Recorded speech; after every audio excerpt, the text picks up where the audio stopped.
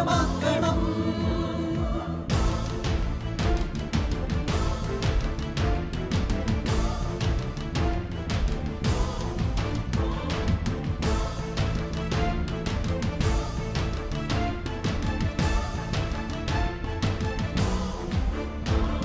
നടന്നു നീങ്ങണം, പറന്നുയരണം, സത്യം നമ്മെ സ്വതന്ത്രമാക്കണം. സഭയെന്നും വളരണം, വചനമൊഴുകണം, ലോകമെന്നും ശാന്തി പകരണം. രക്തമൊഴുക്കി അവൻ വളർത്തിയ തിരുസഭ വീണ്ടും വളർന്നുയരണം. നടന്നു നീങ്ങണം, പറന്നുയരണം, സത്യം നമ്മെ സ്വതന്ത്രമാക്കണം.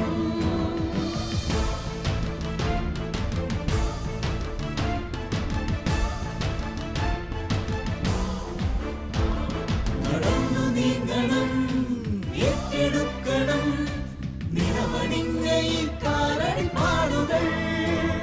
പറന്നുയരണം, വിജയിയാകണം, രക്തസാക്ഷിത്വം ഹൃദയവഹിക്കണം.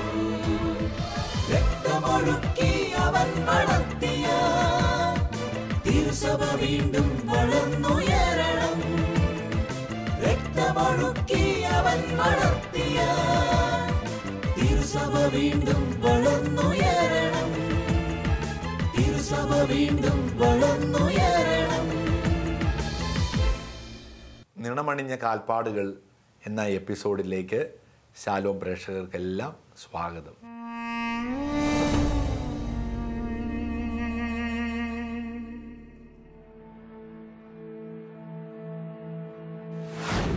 വിശുദ്ധ ഫെലിസിറ്റായും 7 മക്കളും.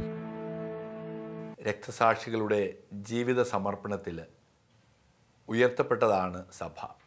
കുരിശിലെ യേശുവിൻ്റെ അതിദാരുണമായ പീഡാസഹനങ്ങൾ, കുരിശിലൂടെ തൻ്റെ തിരുവിലാവിലൂടെ ഒഴുകിയിറങ്ങിയ തിരുരക്തം, അതാണ് ഈ സഭയുടെ ജീവൻ. സഭയുടെ 2000 വർഷത്തെ പ്രേക്ഷിത യാത്രയിൽ എല്ലാ കാലഘട്ടത്തിലും രക്തസാക്ഷിത്വമുണ്ടായിരുന്നു. ധീരതയോടുകൂടി അവിടത്തേക്ക് വേണ്ടി മരിച്ച ആയിരക്കണക്കിന് വീരവിശുദ്ധാത്മാക്കളെ നമുക്ക് കണ്ടുമുട്ടുവാൻ സാധിക്കും. അവരുടെ ജീവിതം പഠിക്കുകയും അത് അനുകരിക്കുവാൻ പരിശ്രമിക്കുകയും ചെയ്യുകയാണ് ഈ എപ്പിസോഡിൻ്റെ ലക്ഷ്യം. ഈ കാലഘട്ടത്തിൽ, ഈ ആധുനിക കാലഘട്ടത്തിൽ ഓരോ 6 മിനിറ്റിലും ഒരു ക്രിസ്ത്യാനി കൊല്ലപ്പെടുന്നു. ഈ അടുത്ത നാളുകളിൽ പോലും മധ്യേഷ്യയിലും മെക്സിക്കോയിലും ഫ്രാൻസിലും സൗത്ത് അമേരിക്കയിലും ധീരതയോടുകൂടി മരിച്ച വൈദികർ, വിശ്വാസ സമൂഹം, സമർപ്പിതർ, എത്രയോ ആളുകളെ നമുക്ക് പരിചയമുണ്ട്.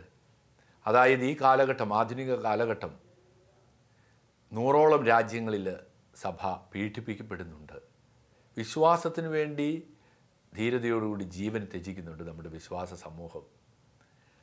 ആ രക്തസാക്ഷിത്വം നമുക്ക് കരുത്ത് നൽകുകയാണ്.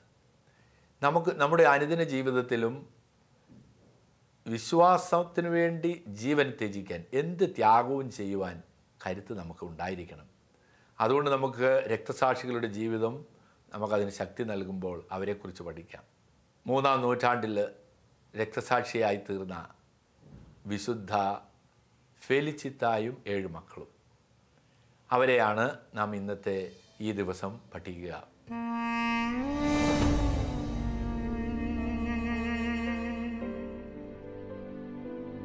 രക്തസാക്ഷിത്വം കൊണ്ട് ക്രിസ്തുവിനെ സാക്ഷ്യപ്പെടുത്തിയ വിശുദ്ധകളായ വിശുദ്ധ സിംഫറോസ, വിശുദ്ധ സമോണ തുടങ്ങി തിരുസഭ മഹത്വപ്പെടുത്തിയ 3 അമ്മമാരിൽ ഒരാളാണ് വിശുദ്ധ ഫെലിസിറ്റ.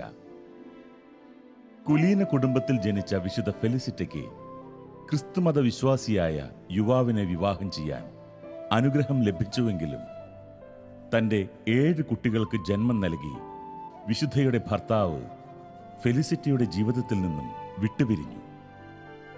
സ്നേഹസമ്പന്നനായ ഭർത്താവിൻ്റെ വിയോഗം വിശുദ്ധയുടെ ജീവിതത്തെ തളർത്തിയെങ്കിലും ക്രിസ്തുവിൽ അർപ്പിച്ചുകൊണ്ട് തൻ്റെ 7 കുട്ടികളെയും ദൈവവിശ്വാസത്താൽ വളർത്തിക്കൊണ്ടുവന്നു.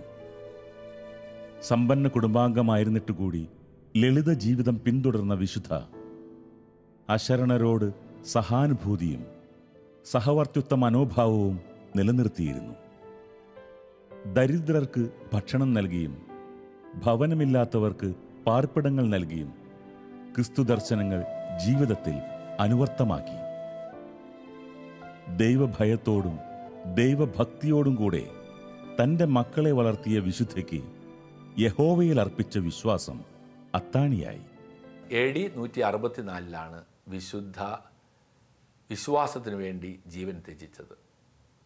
AD 64 നീറോ ചക്രവർത്തി ക്രിസ്ത്യാനികൾക്കെതിരെ ശക്തമായ മതമർദ്ദനം ആരംഭിക്കുന്നത്. അതായത് 164 വിശുദ്ധ രക്തസാക്ഷിണിയാകുമ്പോൾ 100 വർഷങ്ങൾ സഭ പീഡനത്തിലൂടെ കടന്നുപോയി. എന്തൊരു അത്ഭുതകരം, അവിശ്വസനീയം എന്ന് നമുക്ക് ഓർക്കാൻ സാധിക്കുകയുള്ളൂ. അതിദാരുണമായ പീഡാസഹനം മുൻപിൽ കാണുമ്പോഴും മതമർദ്ദനം മുമ്പിൽ കാണുമ്പോഴും ധീരതയോടുകൂടി അതിനെ എതിരേൽക്കാൻ, മന്ദസ്മിതത്തോടെ അതിനെ പുൽകാൻ വിശുദ്ധർക്ക്, രക്തസാക്ഷികൾക്ക് എങ്ങനെ സാധിച്ചു? അത് നമ്മെ ശക്തിപ്പെടുത്തും. അതിൽ വിശുദ്ധ ഫെലിച്ചിത്തായും 7 മക്കളും. മക്കാബായരുടെ പുസ്തകത്തിൽ വിശ്വാസത്തിനു വേണ്ടി ജീവൻ ത്യജിച്ച ഒരമ്മയും 7 മക്കളുടെയും കഥ പുതിയ നിയമത്തിലേക്ക് ദൈവം പകർത്തി നൽകുന്നതായിട്ട് നമുക്ക് മനസ്സിലാക്കുവാൻ സാധിക്കും. ഫെലിച്ചിത്ത എന്ന വാക്കിൻ്റെ അർത്ഥം തന്നെ സന്തോഷം. ഞാൻ നിങ്ങളോട് പറയുന്നു, സന്തോഷിക്കുവിൻ, വീണ്ടും സന്തോഷിക്കുവിൻ. വിശുദ്ധ രക്തസാക്ഷിണിയുടെ ജീവിതത്തിൽ സന്തോഷമായിരുന്നു. അവർ ആഴമായി വിശ്വാസമുണ്ടായിരുന്ന വനിതയായിരുന്നു. 7 മക്കൾ. ധനാഢ്യ കുടുംബത്തിൽ ജനിച്ചു, വിശ്വാസത്തിൽ വളർന്നു. പാവപ്പെട്ടവരോടുകൂടി ആയിരുന്നു അവരുടെ പ്രവർത്തന മേഖല. എപ്പോഴും പാവപ്പെട്ടവർക്ക് വേണ്ടി ധാരാളം കാര്യങ്ങൾ ചെയ്യും. ധനാഢ്യരായിട്ടുള്ള ആളുകളിൽ നിന്ന് സമ്പത്ത് ശേഖരിച്ച് റോമിലുള്ള പാവപ്പെട്ടവർക്ക് വിതരണം ചെയ്യുക, ഇതായിരുന്നു അവരുടെ പ്രേക്ഷിത ദൗത്യം. അതിസമ്പന്നയായിരുന്നിട്ട് കൂടി ധൂർത്ത ജീവിതത്തിലേക്ക് വഴിപ്പെടാതെ തൻ്റെ സമ്പത്ത് ജീവിതത്തിലെ കഷ്ടത അനുഭവിക്കുന്നവർക്ക് നൽകി. വിശുദ്ധയുടെ ജീവിത മാതൃകയിൽ ആകൃഷ്ടരായി അനേകം ജനങ്ങൾ ക്രിസ്തുമതം സ്വീകരിച്ചു. റോമൻ ജനത പരമോന്നതിയിൽ കണ്ടിരുന്ന റോമൻ ജീവിതാനുഷ്ഠാനങ്ങൾ ഉപേക്ഷിച്ച് അനേകം പേർ ഏകദൈവ വിശ്വാസത്തിൽ അഭയം പ്രാപിക്കുകയും ചെയ്തു. വിശുദ്ധയുടെ സാന്നിധ്യത്തിൽ ദൈവപ്രത്യക്ഷം അനുഭവപ്പെട്ടപ്പോൾ ജനങ്ങൾ ഫെലിസിറ്റായുടെ പക്കലേക്ക് ഒഴുകുകയും വിശുദ്ധയിലൂടെ രോഗശാന്തിയും ആത്മീയ സൗഖ്യവും വിശ്വാസികൾക്ക് നേടാൻ സാധിക്കുകയും ചെയ്തു. തൻ്റെ സുഹൃത ജീവിതവും പരോപകാര പ്രവർത്തനങ്ങളും കൂടുതൽ ജനങ്ങളെ ക്രിസ്തുവിലേക്ക് ആകർഷിക്കുന്നത് കണ്ട് പുരോഹിതർ അവൾക്കെതിരെ പ്രവർത്തിക്കുവാൻ ആരംഭിച്ചു. എന്നാൽ ക്രിസ്തുവിലുള്ള തീക്ഷ്ണതയും തീവ്ര വിശ്വാസവും ഫെലിസിറ്റായുടെ ശുശ്രൂഷാ പ്രവർത്തനങ്ങളെ തടസ്സം കൂടാതെ മുന്നോട്ടു പോകുവാൻ അനുഗ്രഹിച്ചു. സ്വാഭാവികമായിട്ടും ഇത്തരം പ്രേക്ഷിത പ്രവർത്തനങ്ങൾ ചെയ്യുന്നവർക്ക് ശത്രുക്കൾ ഉണ്ടാവുക സാധാരണമല്ലേ. അവരുടെ സമ്പത്തുള്ള വനിതയായതുകൊണ്ട് ധാരാളം സമ്പത്തുള്ളവരെ പരിചയമുണ്ട്. അവരിൽ നിന്നെല്ലാം പണം സ്വരൂപിച്ച്, സമ്പത്ത് സ്വരൂപിച്ച് പാവങ്ങൾക്ക് നൽകി. അതുകൊണ്ട് തന്നെ അവർക്ക് സമൂഹത്തിൽ സ്ഥാനം, പ്രശസ്തി. ഇതിൽ അസൂയ പോണ്ട ആളുകൾ അന്നത്തെ ചക്രവർത്തിയായ മാർക്കൂസ് ഔറേലിയൂസ് പക്കൽ ചെന്ന് പരാതി പറഞ്ഞു. AD 161 മുതൽ 180 വരെയാണ് മാർക്കൂസ് ഔറേലിയൂസ് റോമൻ ചക്രവർത്തിയായി ഭരിച്ചത്. മാർക്കൂസ് ഔറേലിയസിൻ്റെ ഭരണകാലഘട്ടത്തിൽ അതിദാരുണമായ മതമർദ്ദനമുണ്ടായിരുന്നു. ഫെലിച്ചിത്തായെയും കുട്ടികളെയും കുറിച്ച് ചക്രവർത്തിയുടെ പക്കൽ പരാതി നൽകി. നമ്മുടെ ദേവന്മാരെ ആരാധിക്കുന്നില്ല, രാജാവിനെ അവർ ദൈവമായിട്ട് കണക്കാക്കുന്നില്ല. ഇത്തരം ആരോപണങ്ങൾ ചക്രവർത്തിയുടെ പക്കൽ എത്തിയപ്പോൾ അന്നത്തെ ഗവർണറായിരുന്ന, റോമൻ പ്രീഫെക്റ്റായിരുന്ന പുബ്ലിയൂസിനെ ചുമതലപ്പെടുത്തുകയാണ് ചക്രവർത്തി ഈ കാര്യങ്ങൾ പരിഗണിക്കുന്നതിന് വേണ്ടി. പുബ്ലിയൂസ് കഠിന ഹൃദയമുള്ള പ്രീഫെക്റ്റായിരുന്നു. ഫെലിസിറ്റിയുടെ അടുത്ത് വന്ന് ഇപ്രകാരം പറഞ്ഞു, സ്ഥാനമാനങ്ങൾ നൽകാം, കൂടുതൽ സമ്പത്ത് നൽകാം, മക്കളെ പിന്തിരിപ്പിക്കുക, നീയും പിന്തിരിയുക. അപ്പോൾ അവർ നൽകിയ ഉത്തരം നമുക്ക് അഭിമാനത്തോടു കൂടി ഓർക്കാം. ഞാനൊരു ക്രിസ്ത്യാനിയാണ്, ഞാൻ ക്രിസ്ത്യാനിയായി തന്നെ ജീവിക്കും, ക്രിസ്ത്യാനിയായി മരിക്കും. ക്രിസ്ത്യാനികൾ പ്രലോഭനത്തിന് വഴങ്ങുകയില്ല. ഇത്ര മനോഹരമായ വാക്കാണ്. ക്രിസ്ത്യാനികൾ പ്രലോഭനത്തിന് വഴങ്ങുകയില്ല, സ്ഥാനമാനങ്ങൾക്ക് വഴങ്ങുകയില്ല. നിരവധി തരത്തിലുള്ള പ്രലോഭനങ്ങൾ, സ്ഥാനമാനങ്ങളെല്ലാം മക്കൾക്ക് നൽകിയെങ്കിലും അവരതിന് വഴങ്ങിയില്ല.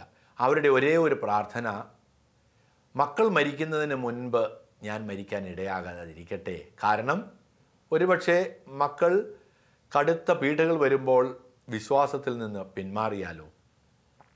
അവരുടെ ആഗ്രഹപ്രകാരം തന്നെ ദൈവം അനുവദിക്കുകയാണ്. ദൈവം നമുക്കൊരു ആഗ്രഹമുണ്ടെങ്കിൽ എപ്രകാരം അതിനുള്ള വഴികൾ ഒരുക്കി തരുന്നുണ്ട്.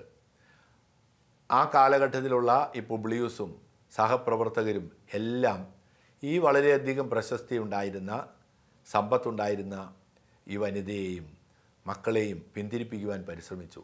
എന്നാൽ അവരെല്ലാം ധീരതയോടുകൂടി രക്തസാക്ഷികളായി തീരുകയാണ് ചെയ്യുന്നത്. അവരുടെ പക്കൽ ഓരോ മകനെയും കൊണ്ടുവരുമ്പോൾ അവരോട് പറയും, ഇതാ ഈ കുഞ്ഞിനെ രക്ഷിക്കുവാൻ നിനക്ക് സാധിക്കും, ഈ വിഗ്രഹങ്ങൾക്ക് അർപ്പിച്ച ഭക്ഷണം കഴിച്ചാൽ. എന്നാൽ അവൾ ഒട്ടും തന്നെ വഴങ്ങിയില്ല. അവൾ മക്കളോട് ഇപ്രകാരം പറഞ്ഞ് അവരെ ധൈര്യപ്പെടുത്തുകയാണ്, ഈ ലോകം തൽക്കാലത്തേക്കുള്ളതാണ്, യേശു നമ്മുടെ അടുത്തുണ്ട്, യേശുവിനെ സ്നേഹിക്കുക, സ്വർഗത്തിൽ യേശു നമ്മെ കാത്തിരിക്കുന്നു. അതുകൊണ്ട് ഈ ലോകം തൽക്കാലത്തേക്കുള്ളതാണെന്ന് നിങ്ങൾ വിശ്വസിക്കുന്നുണ്ടെങ്കിൽ നിത്യമായിട്ടുള്ള സ്വർഗത്തിൽ കാത്തിരിക്കുന്ന ഒരു യേശു, യേശുവിൻ്റെ വസതി, ഒരുക്കിയിരിക്കുന്ന വസതി അവിടെ ചൊല്ലുവാൻ പരിശ്രമിക്കാം. ഈ 7 മക്കളെയും ഈ അമ്മ ധൈര്യപ്പെടുത്തുന്നത് എത്ര ഹൃദയ ആർജവത്തോടുകൂടി നമുക്ക് കേൾക്കാൻ സാധിക്കൂ, വായിക്കാൻ സാധിക്കൂ, മനസ്സിലാക്കാൻ സാധിക്കൂ. ഈ കാലഘട്ടത്തിൽ അമ്മമാർക്ക് എങ്ങനെയാണ് കുഞ്ഞുങ്ങളെ ശക്തിപ്പെടുത്തുവാൻ കഴിയുക എന്നുള്ളതിൻ്റെ നല്ലൊരു പാഠമല്ലേ വിശുദ്ധ നൽകുന്നത്. അവർ ധീരതയോടുകൂടി ആ പ്രതിസന്ധികളെല്ലാം നേരിടുകയാണ് ഫെലിസിറ്റി. അവർ ഓരോ മകനെയും സമർപ്പിക്കുമ്പോൾ ദൈവത്തിന് സ്തുതി അർപ്പിക്കുകയാണ്. അവർ പിന്മാറരുതേ എന്ന് പ്രാർത്ഥിക്കുകയാണ് ചെയ്യുന്നത്. അവർ മക്കളെ ഓരോരുത്തരെയായിട്ട് പ്രലോഭനങ്ങൾക്ക് വഴങ്ങുന്നില്ല എന്ന് മനസ്സിലാക്കിയപ്പോൾ ഗദ കൊണ്ടടിച്ചും ടൈബർ നദിയിൽ എറിഞ്ഞും ശിരച്ഛേദം ചെയ്തും വധിച്ചു. ഏറ്റവും അവസാനം അമ്മയോട് പറഞ്ഞു, ഇനിയും നിനക്ക് പിന്മാറാൻ സമയമുണ്ട്. അവൾ പറഞ്ഞു, ഞാൻ എന്തിനു പിന്മാറണം? നിത്യമായ ജീവിതം സ്വർഗത്തിലുള്ളപ്പോൾ, എൻ്റെ ഈശോയോടുകൂടി ഉള്ളപ്പോൾ ഞാൻ എന്തിനു പിന്മാറണം? ധീരതയോടുകൂടി അവൾ മരണം വരിക്കുകയാണ് ചെയ്യുന്നത്. ഇപ്പോൾ 7 മക്കളെയും ദൈവത്തിന് സമർപ്പിക്കുക, ഈശോയ്ക്ക് വേണ്ടി സമർപ്പിച്ച് അവൾ വീരമൃത്യു പ്രാപിക്കുകയാണ്. ദൈവശക്തിയാൽ വിശുദ്ധിക്കെതിരെയുള്ള എല്ലാ പ്രവൃത്തികളും ഫലിക്കാതെ വന്നപ്പോൾ വിജാതീയരായ പുരോഹിതർ ചക്രവർത്തിയായ മാർക്കൂസ് ഔറേലിയൂസിന്റെ പക്കൽ പരാതിയുമായി എത്തി. ഫെലിസിറ്റായും 7 മക്കളും റോമൻ ദേവന്മാരെ നിന്ദിക്കുന്നുവെന്നും അപകീർത്തിപ്പെടുത്തുന്നുവെന്നും കുറ്റം ആരോപിച്ച് തുറുങ്കലിൽ അടച്ചു. തങ്ങളുടെ ദൈവത്തിന് ബലിയർപ്പിക്കണമെന്ന പിടിവാശിയിൽ പുരോഹിതർ ഉറച്ചു നിൽക്കുകയും ഫെലിസിറ്റായും 7 മക്കളും പ്രീഫെക്റ്റായ പുബ്ലിയൂസിന്റെ പക്കൽ വിചാരണ ചെയ്യപ്പെടുകയും ചെയ്തു. മോഹന വാഗ്ദാനങ്ങളും പ്രലോഭനങ്ങളും ഭീഷണികളും ചെവികൊള്ളാതിരുന്ന വിശുദ്ധ ഏകദൈവ വിശ്വാസത്തെ ധൈര്യസമേതം ഏറ്റുപറഞ്ഞു. തുടർന്ന് 4 ന്യായാധിപന്മാരുടെ മുമ്പിൽ വിശുദ്ധയെയും 7 മക്കളെയും ഹാജരാക്കുകയും രാജദ്രോഹ കുറ്റം ചുമത്തി മരണശിക്ഷയ്ക്ക് വിധേയരാക്കുകയും ചെയ്തു. വ്യത്യസ്ത വിധത്തിലുള്ള മരണശിക്ഷയ്ക്ക് ഫെലിസിറ്റായും 7 മക്കളും വിധിക്കപ്പെട്ടു. തൻ്റെ മക്കളുടെ മരണത്തിനു മുമ്പേ താൻ വധിക്കപ്പെടരുതേ എന്ന് ദൈവത്തോട് പ്രാർത്ഥിച്ചു. മരണസമയത്തും ക്രിസ്തുവിശ്വാസത്തിൽ ഉറച്ചു നിൽക്കാൻ, അവരെ ധൈര്യപ്പെടുത്താൻ തനിക്ക് സാധിക്കുമല്ലോ എന്ന് ആ അമ്മ കരുതി. നീ മരിക്കണമെങ്കിൽ മരിക്കുക, നിന്റെ മക്കളെയെങ്കിലും രക്ഷിക്കുക എന്ന് പുബ്ലിയൂസ് ഉപദേശിച്ചപ്പോൾ, എന്റെ മക്കൾ വിശ്വസ്തരായിരുന്നാൽ നിത്യം ജീവിക്കും, അവർ വിഗ്രഹങ്ങൾക്ക് ബലിയർപ്പിച്ചാൽ എന്നേക്കും നശിക്കും എന്ന് ഫെലിസിറ്റ മറുപടി നൽകി. മക്കൾ 7 പേരിൽ ഒരാളായ ജാനുവരിയൂസ് മരണം വരെ ചമ്മട്ടിയടിയേറ്റ് ഫെലിക്സും ഫിലിപ്പും ഗദ കൊണ്ട് അടിയേറ്റ് വധിക്കപ്പെട്ടു. സിൽവാനൂസ് ടൈബർ നദിയിൽ എറിയപ്പെട്ടു. അലക്സാണ്ടറും വിറ്റാലിസും മാർഷ്യാലിസും ശിരച്ഛേദം ചെയ്യപ്പെട്ടു. ഒടുവിൽ അവളുടെ ആഗ്രഹം പോലെ തന്നെ 7 പുത്രന്മാരുടെ മരണം കണ്ടതിന് ശേഷമാണ് ആ അമ്മ രക്തസാക്ഷിത്വം വരിച്ചത്. ഭീഷണി കൊണ്ട് ഭയപ്പെടുത്താമെന്നോ നല്ല വാക്കുകൾ കൊണ്ട് എന്നെ സ്വാധീനിക്കാമെന്നോ നീ വ്യാമോഹിക്കേണ്ട. എന്റെ മേലുള്ള കർത്താവിന്റെ ആത്മാവിനെ സാത്താനാൽ കീഴടക്കപ്പെടാൻ അനുവദിക്കില്ല എന്ന് പറഞ്ഞുകൊണ്ട് വാളേന്തി നിന്ന പടയാളിയുടെ മുമ്പിലേക്ക് ഫെലിസിറ്റ കഴുത്ത് നീട്ടിക്കൊടുക്കുകയാണുണ്ടായത്.